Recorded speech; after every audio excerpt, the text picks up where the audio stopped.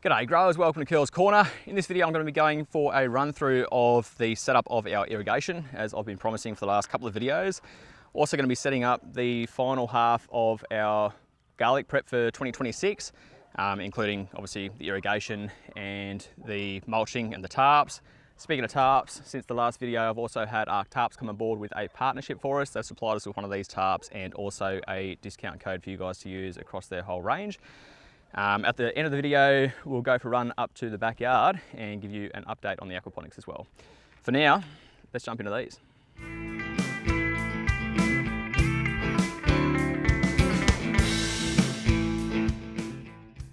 Alrighty, so as promised, I'm going to run you guys through exactly what we're using for our drip tape irrigation.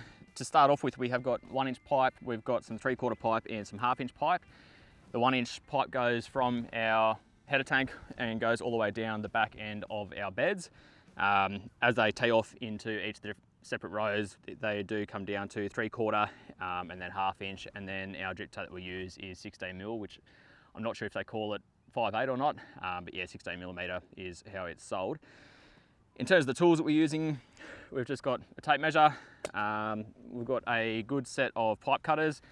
The pipe cutters I'm using have got a 90-degree blade. I would recommend getting a 90-degree blade, especially if you're using your pipe cutters for the heavier pipe, like the 1 3/4 green line or blue line poly pipe. These things are pretty good. The ones with the flat blade will work for what we're doing here, but they do tend to crush the pipe a little bit, which can be a bit of a pain in the neck if you're doing a lot of it. And then I've got a decent pair of multi grips. So these multis are fairly big. I use them on the 1 1/4, 1 1/2 poly pipe. And then they'll go all the way down, pretty much down to nothing for whatever you're wanting to use. So, I'll put them on probably the second tooth for most of what we're doing here. All that I'm using those for in this though is to crimp down these little pipe clamps that'll go on over the clamps, that'll go on over the pipes to clamp down on our fittings. All right, in terms of what we're actually using for each row, so what I've got laid out here is just 1 row worth of drip tape. We've got 4 lines of tape per row, and again we're using that 16mm drip tape.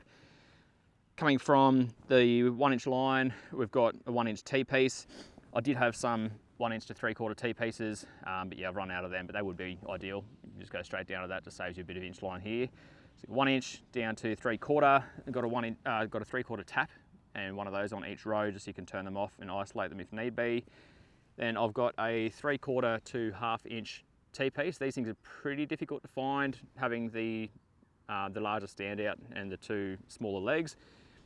Then I've got a couple of 1/2-inch T's and a couple of 1/2-inch 90s for the head manifold, and then for the tail manifold I've just got the T's and the 90s without the 3/4 fittings. From all of those, they come down to these take-off fittings. So they've got a 1/2-inch barb which goes on a 1/2-inch pipe coming out of those, and then that 16mm barb that goes onto the drip tape. Now, the beautiful thing about these, and one of the reasons why I love the drip tape over the drip line, I'll go into a bit more detail in a minute, but when you've got the drip tape, you just chuck them straight on that barb, a little bit of spit for lube, and then tighten the collar up, and it's as simple as that. And so to actually fit up, once you've got the manifolds laid out, to actually fit up the drip tape itself, it's like literally like 2 or 3 minutes per bed. It doesn't take very long at all. So that's enough said about that. I'll quickly have a chat about the widths and things that I'm using as well. In terms of our beds, we are using roughly an 80cm bed, which is about 30 inches. Not a great deal of thought's gone into it, other than that's the width between our rear tractor tyres.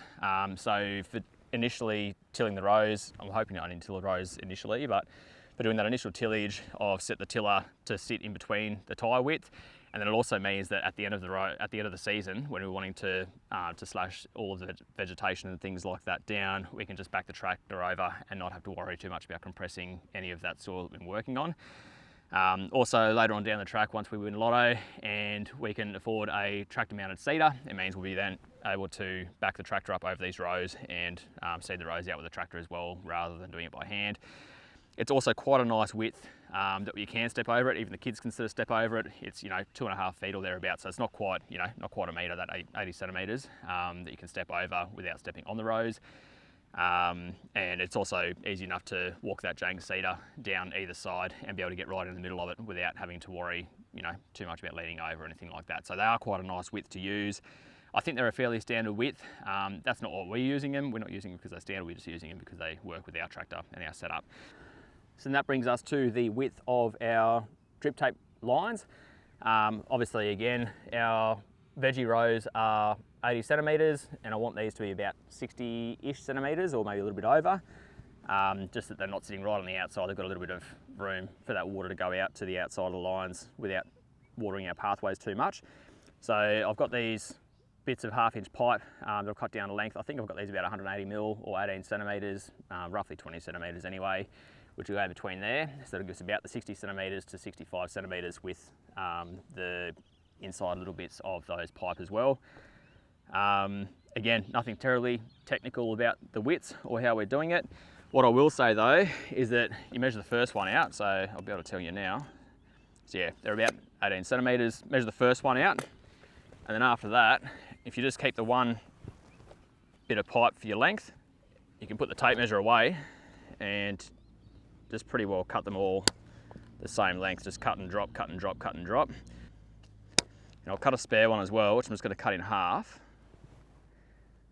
So that is going to make it a little bit longer, but that I'm going to use for either side of that 3/4 fitting for the middle of our head manifold.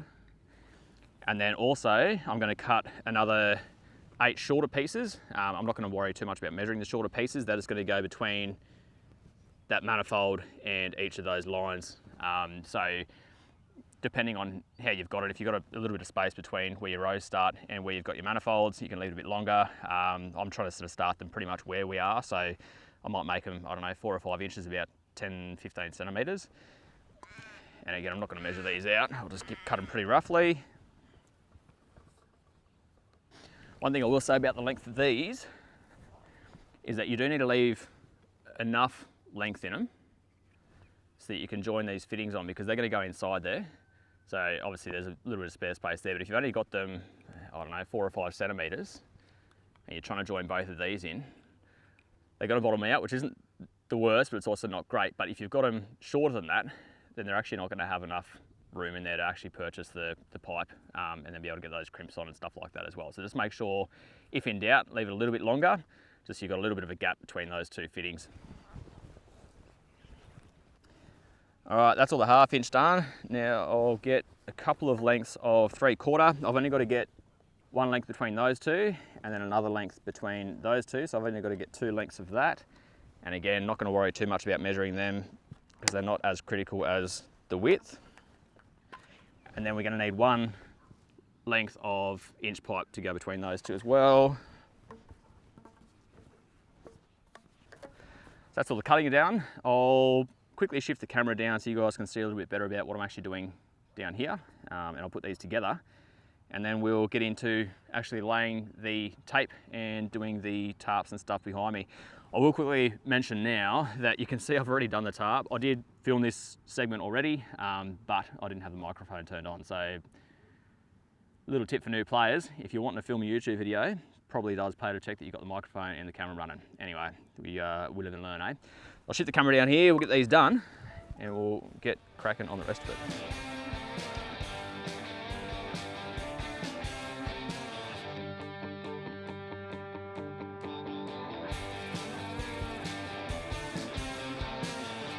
Righto, well there you have it. We've got our head manifold and our tail manifold. All that's left to do now is put these little ratchet clamps on. I'll do that now, and then when I come back, it'll be a week ago.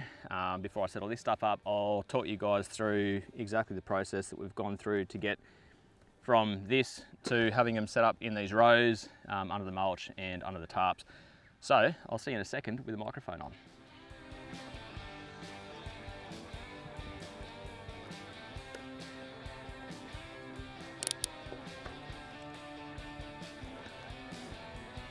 Just quickly while I'm talking about these little ratchet fittings, you may have noticed that I've got my tap facing up and most of these little ratchet fittings I've put facing down.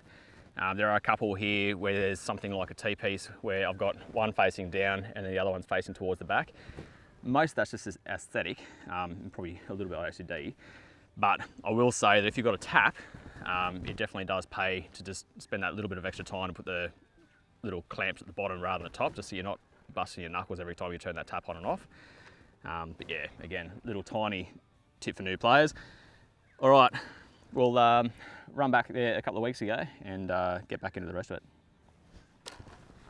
Oh, well, I've got these fittings all finished off. There's the third one of those and the third one of those all done, all crimped up and ready to go. While I'm talking about irrigation, I may as well show you guys what we have got for our drip tape, and also have a quick chat about the difference between the drip tape and the drip line, which is obviously quite a lot easier to get a hold of. We are using some of this drip line, just the normal 1/2-inch hose up near the house for a native garden that we're putting in. And the reason why we're using the hose up there rather than the drip tape is because it is that little bit more rigid, and it's going to have some wood chip bark mulch over the top rather than just some straw mulch. This stuff here is really good for what we're doing here. It's a lot cheaper, it's a lot easier to run, it's a lot easier to move, it's just a lot easier to work with. And also we're only putting that light layer of mulch over the top. So yeah, it's not gonna worry it too much having to fill that whole pipe up, whereas this one here obviously runs a lot easier. There is another thing to keep an eye out on, or which you might have seen if you've been looking at buying either drip tape or drip line. And basically there's 3 different grades that you can get. You can get the cheapest one, which is pretty much just a bit of pipe with a hole in it. And then you can get a bit of pipe with a hole in it, which is anti-siphon. Both of these are anti-siphon. Essentially what that means is that you can have it running down when you turn the tap off, or when you turn the water off. It's not going to suck dirt and all the other crap and stuff back into the pipe and block those lines up.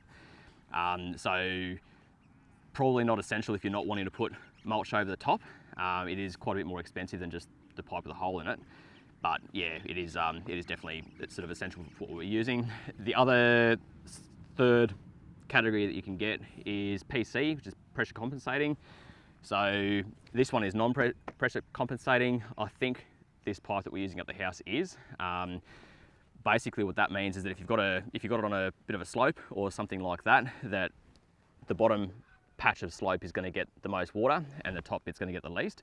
Whereas with the pressure compensating pipe or the pressure compensating emitters, it's going to help to level the playing field between the different heights. We haven't got a massive gradient here, and we've definitely noticed with this non-PC pipe that we have had quite a few low spots, and there's quite a few spots that get wet and quite a few spots that don't get as wet.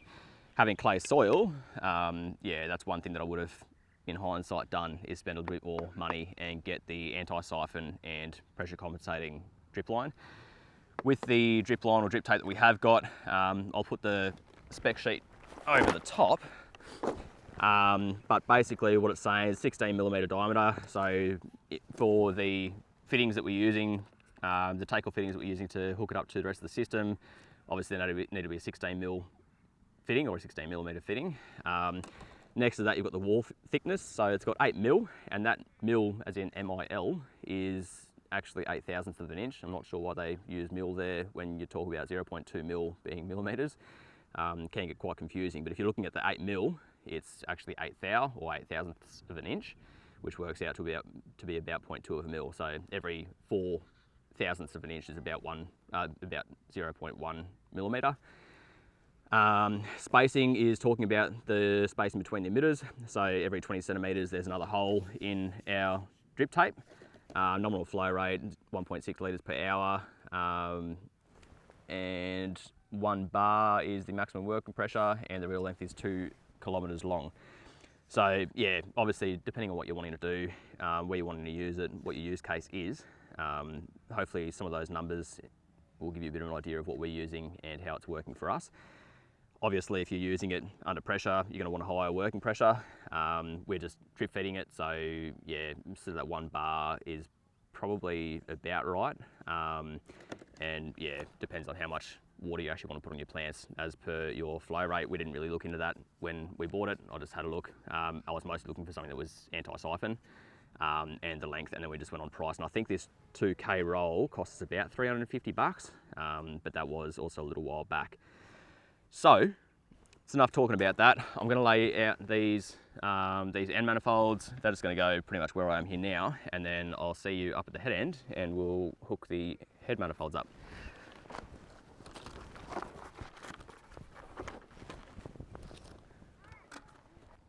So just quickly before we start hooking up the rest of the irrigation, I just wanted to have a quick chat about the pumps that we've got set up for our market garden here. You can see in the little pump house we have got a pressure pump, and that pumps up to the house. And essentially what we've got is this header tank. We are going to put a 5,000 litre proper sort of tank in, but we've got this aquaculture tank lying around that we may as well use for now. So we've got this header tank, we've got a submersible pump in the dam, which is hooked up to this float switch. So as I put that down, it fills up, and then when it raises back up again, that pump turns off and it turns this one here on. What that means is that we're never going to run this dry. As it empties, it's going to turn this on, which is also then not going to let that pump, the pressure pump, run. So it's not going to run that pump dry either. And yeah, just sort of gives us that bit of a buffer. So we've always got water up here for the veggies, and then we've also got water pumping up to the house and the backyard for any other water use that we need up there. Got a few sprinklers and things like that. And at some stage, hopefully later this year, we're going to be putting another tank up at the house as a settling tank that we can then use dam water, filter it through and use it to fill our house tank up as well. So now at the bottom of this, we have got a 1-inch line that comes out, and that feeds all of our irrigation. So we'll run down to where we were a second ago and hook into that 1-inch line.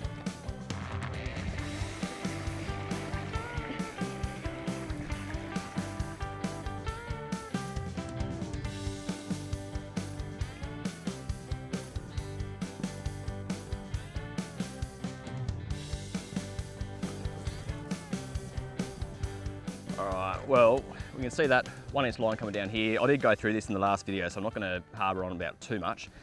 We have got that coming through there. We're about halfway through doing this market garden. When we do get it all filled up to the other end, I'm going to rerun just one 1-inch line that comes all the way down from that header tank, and then from that I'm going to divide it into sections of 3 rows. So we'll be able to have the different zones, and then each of those zones will have their own tap, so I can turn off 3 at a time.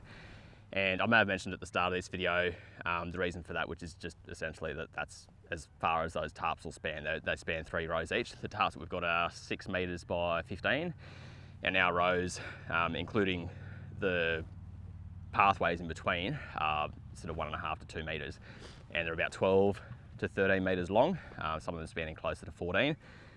Anyway, that's enough for that. I'll get this last one of these hooked up, and then we'll quickly run that drip tape and get the rest of it done.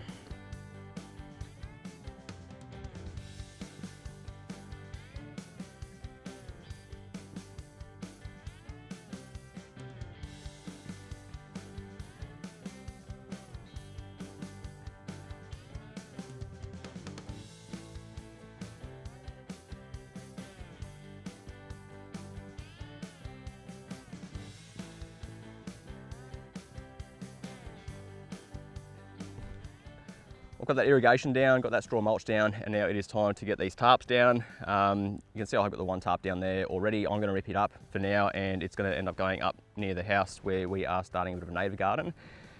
There are a couple of little holes in there just from when I've ripped it over some sticks and things the first time I was moving it and not really taking enough care. Since the last video that I put up, I have had a chat to ARK Tarps. I bought another tarp from them, and yeah, luckily enough, they've come on board and donated me a second tarp. So I've got 2 more tarps to put down, both of them 6 by 15 metres, because that sort of fits in with our row sizes. As well as gifting me that tarp, they've also given me a coupon code that you guys can use. So if you use the discount code CurlsCorner10, it'll give you 10% off their entire range. They don't normally discount their silage tarps or weed suppressant tarps, so yeah, pretty good offer, bit of a unique offer for us. So thanks heaps to those guys for shouting us that. I quickly wanted to touch on why we are putting the tarps down rather than just nuking it with pesticides and herbicides and things like that. Essentially, my main focus, as in 2, 3, 5, 10 year plan, is to really increase the biodiversity that is in the soil, not so much about what's above it. If you've got good soil, good healthy live soil, you're going to have all of your microbes, all of your worms, all of your other bits and pieces, and all that microscopic stuff that's in there that'll feed your plants. So really looking after the soil is going to look after us in the long run. So I'm not really wanting to put down any pesticides that may have any residuals, and also I'm not really wanting to kill off all of the weeds. I'm wanting to suppress the weeds, but not really wanting to kill them all off. Pretty much anything that's in the ground growing is going to be better than bare dirt.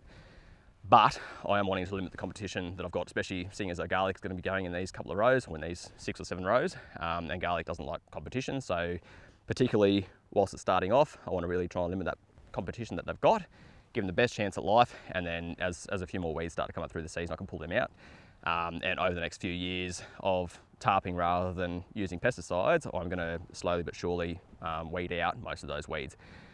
In saying that, there are a few things like a few of the native salt bushes and a few of the native ground covers that when we do start getting control of some of the grasses that are here, we'll start to put in some of those ground covers as covers for our pathways. And yeah, I don't really want to have bare pathways. I'd rather have something living in there, again, just to try and increase that biodiversity we've got, not just in the rows, but around the rows as well.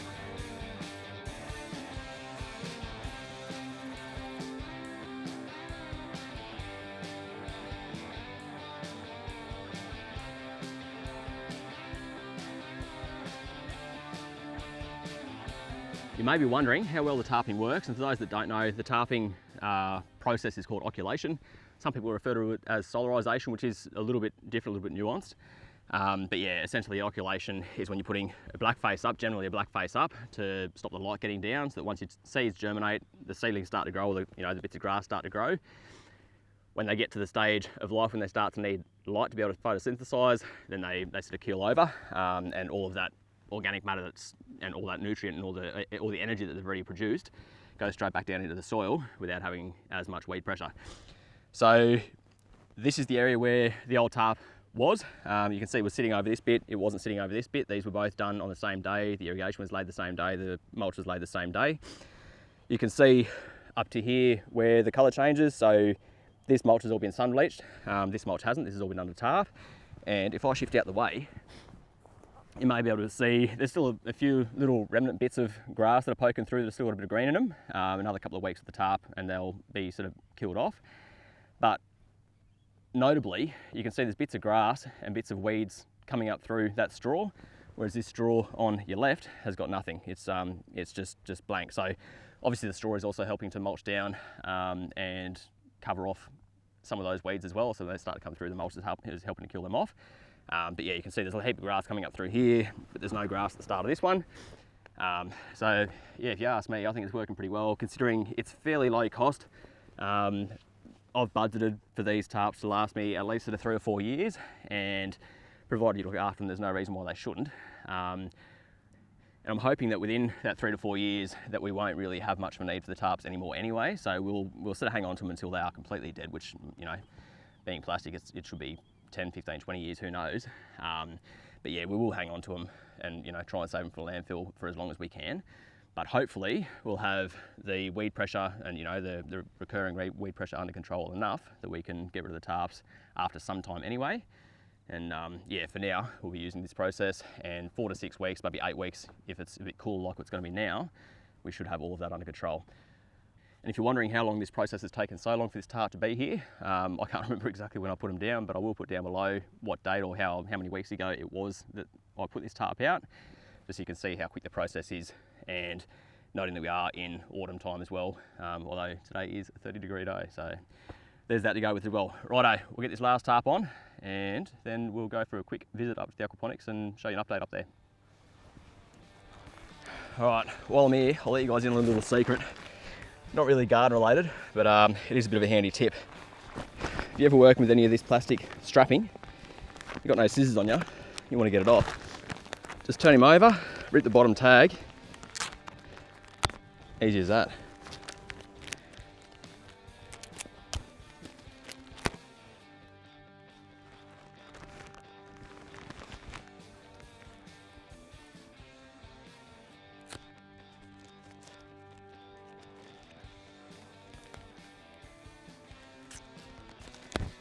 You're welcome.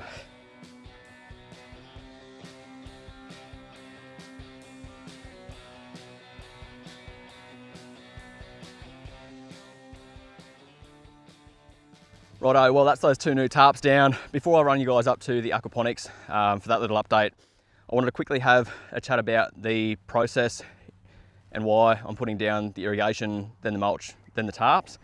It took me a little while to get my head around it, and you know, I was thinking, well, you might as well put the tarp down first, get all the weeds, you know, killed off and suppressed before you put down any other stuff and, you know, spend any other time to put down the irrigation and your mulch.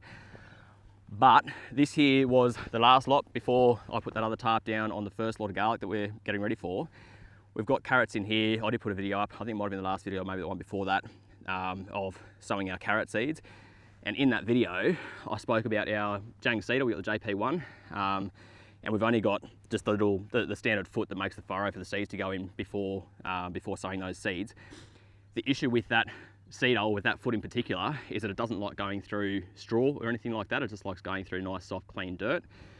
So before we put this tarp down, I did exactly the same process as I've just done over there with the new tarps.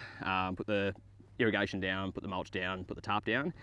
But then when I ripped it off, I had to get the rake out and make these rows so I could put the carrots in to get that Jang seeder through. Now, it doesn't take that much to see that where the mulch is pretty weed free, but where I've raked the mulch out of the way to get those carrot seeds in, there's quite a bit of grass growing up through there. Now, it's not really a fault of the tarp, it's not really a fault of the mulch. What it's a fault of is me, for not really having that foresight to only really mulch the areas where the seeder wasn't going to be going through, because what I've done in the process of raking that mulch out of the way is dropping new weed seeds or new grass seeds out of the mulch, and this mulch was just grass that was growing over here, and I slashed it and just used it for the mulch rather than using straw. So I've knocked down those new weed seeds down into the soil, or down into the dirt, which have then germinated as I've been putting the water on the carrot seeds. So it is fairly important to go in that order of getting irrigation down first, provided you've got that anti-siphon irrigation, and then your mulch. If you've just got the cheap irrigation, you can put your mulch down first, then your irrigation. We have gone with the anti-siphon so that it doesn't suck the dirt in, but also to try and give us a bit more longevity out of our irrigation pipe. I'm not terribly keen of sending stuff to landfill. This stuff is, I think it's probably polypropylene, so it is recyclable. You can recycle it at the end of its life. But in saying that, I'd rather reuse it as many times as we can. It wasn't the most expensive stuff, but it certainly wasn't cheap. So if we can get, you know, quite a few years of use out of it by keeping it out of the sun's harsh rays, that's going to do us quite a favour. So yeah, I just wanted to quickly show you guys just how evident it is that where I've disturbed that process after I've taken the tarp off, disturbed that process and dropped those seeds down. You can see it's quite evident that we've got those two rows of grass that have come through there. All right, that's enough down here. I might quickly pan over the rest of our veggies that are going over here. There are quite a few weeds coming up through there. That's the end of their season, so they've had probably 4 or 5 months. We haven't done any weeding, any spraying, any herbicides, any pesticides, anything at all like that. So yeah, we'll have a quick squeeze through there, but the only weed control that we had on that initially was having about 4 weeks of occulation or tarping.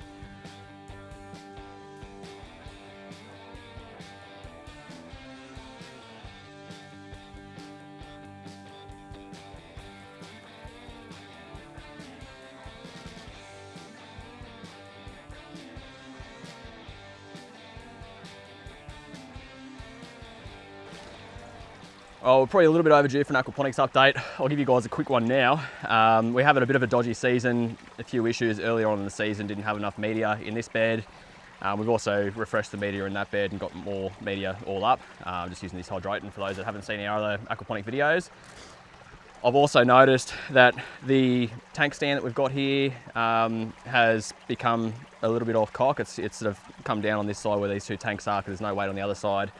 In my wisdom of setting up this whole area, I made the sand pad, and I think that sand pad has just let those legs sink down rather than holding up with the clay that was there originally, so probably could have left it. Anyway, you live and learn. So we have got some tomatoes in. Tomatoes are looking a little bit sad at the moment. They were late season. We had quite a bit of trouble getting them started, again, because we didn't have the media. We also had some issues with the greenhouse up top with it being undercover, so not getting enough sunlight, and also we went away a couple of times when they were young and didn't get to water them. We've also been watering them with our tank water, which has been a bit precious for us this last year without really having much rain. I think we had about 350 mil. So we have got some tomatoes growing now. We've got some black cherry tomatoes, which are super sweet. We've got some normal red cherry tomatoes. We've also got some of these, I think they're a Sans Mano or something like that. They're the Italian paste tomatoes. So there's quite a few of them in there. Looking forward to picking them. We haven't had any of them yet. But yeah, hopefully make a nice tomato sauce out of those. Coming around, we have got a few of these melons and pumpkins and other cucurbits in there growing. They haven't done too well. They are quite late in the season. They were leftovers from the greenhouse that we didn't get in down the front. I don't think they're going to eventuate into anything. It's getting a little bit too late, and being late March now, we've only got another month or so before we get some frost coming in. These are those black tomatoes. Yeah, the kids are loving them. We haven't managed to get many of them inside the house, but anyway, that's the way it goes when you've got kids, I suppose. You can see the tomatoes are yellowing. They are getting towards the end of their season, but as well as that, I've also installed a float valve in the top of the this header tank, or the sump tank for the aquaponics. That's getting fed from the dam down the bottom, which is generally quite high in pH. I did do a pH test yesterday in the fish tanks, and it's sitting up about 8.5, and I'd like it to be probably about 6.5 to 7, or 6.8, 6.6 to 6.8. So added a bit more acid, but anyway, generally, if you see that yellowing in the leaves in the aquaponics, it's normally, or in my experience anyway, it's normally been from high pH. So in the next couple of days, hopefully they'll green up a little bit, but we're not too concerned. We're getting a bit off them anyway. We've also got a bit of this Thai basil that came up. It was naturally procured from seed that dropped at the end of last year. And then we'll work our way around. There's a couple of pineapples and things in there, more just as a bit of fun and a bit of a try and see. A couple of these spring onions that are still in there as well. And coming around through here in these makeshift Dutch buckets, we have got a few of these bird's eye chilies. So again, we got them in really late. They've only been in there for a month or two, and we weren't too sure how they would do. But yeah, we've got quite a few chilies starting to want to try and come through. And hopefully with the tomatoes dying off anyway, there might be a bit more sunlight and actually get something off them. Oh, look at that. There's a new seed just come through. I think that's a wild and butternut pumpkin as well. So there are a few seeds in there. I think that one there is probably well and truly, you know, past its best and not going to make it, but it's the way it goes. Hopefully you guys have enjoyed this video anyway. Again, as I mentioned before, if you're interested in a tarp, whether it's a weed suppressant tarp or any other tarp that the ARK Tarp range covers, make sure you check them out and use that discount code CurlsCorner10 for that 10% off the whole range. And we'll see you on the next one.